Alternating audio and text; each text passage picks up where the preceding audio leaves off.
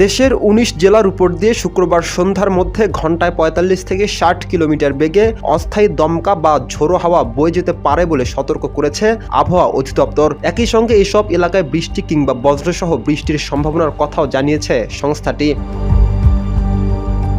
শুক্রবার দেশের অভ্যন্তরীণ নদী বন্দরগুলোর জন্য দেওয়া সতর্কবার্তায় বলা হয়েছে, রংপুর, দিনাজপুর, রাজশাহী, পাবনা, বগুড়া, টাঙ্গাইল, ময়মনসিংহ, ঢাকা, ফরিদপুর, কুষ্টিয়া, যশোর, খুলনা, বরিশাল, পটুয়াখালী, কুমিল্লা, নোয়াখালী, চট্টগ্রাম, কক্সবাজার এবং সিলেট অঞ্চলের উপর দিয়ে দক্ষিণ অথবা দক্ষিণ পূর্ব দিক থেকে ঘন্টায় ৪৫ থেকে ৬০ কিলোমিটার বেগে ঝোড়ো হাওয়া বয়ে যেতে পারে। এ সময় বজ্রসহ বৃষ্টির সম্ভাবনা রয়েছে। এ কারণে সংশ্লিষ্ট এলাকার নদী বন্দরগুলোকে ১ নম্বর সতর্ক সংকেত দেখতে বলা হয়েছে। আবহাওয়ার নিয়মিত বুলেটিনে জানানো হয়েছে, উত্তর পশ্চিম মধ্যপ্রদেশ ও আশপাশের এলাকায় অবস্থান করা সুস্পষ্ট লঘুচাপটি দুর্বল হয়ে বর্তমানে মধ্যপ্রদেশের ও সংলগ্ন এলাকায় লঘুচাপ হিসেবে অবস্থান করছে এবং এটি আরও দুর্বল হতে পারে। তবে উত্তর বঙ্গোপসাগর ও আশপাশের এলাকায় বায়ুচাপের পার্থক্য বেশি থাকায় মৌসুমি বায়ু বাংলাদেশের উপর দিয়ে সক্রিয় রয়েছে।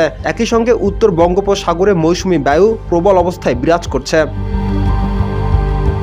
এ পরিস্থিতিতে শনিবার সকাল ৯টা পর্যন্ত রংপুর, রাজশাহী, ঢাকা, ময়মনসিংহ, খুলনা, বরিশাল, চট্টগ্রাম ও সিলেট বিভাগের অধিকাংশ স্থানে অস্থায়ী দমকা হাওয়া, বিদ্যুৎ চমকানো সহ হালকা থেকে মাঝারি ধরনের বৃষ্টি অথবা বজ্রসহ বৃষ্টি হতে পারে। পাশাপাশি দেশের বিভিন্ন স্থানে ভারী থেকে অতি ভারী বর্ষণের আশঙ্কাও রয়েছে।